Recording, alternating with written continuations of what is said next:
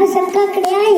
Doctor Babasaheb Ambedkar हे भारतीय राज्यघटनेचे शिल्पकार होते. डॉक्टर बाबासाहेब आंबेडकर यांचा जन्म 14 एप्रिल 1891 रोजी मुलुंड या गावी झाला.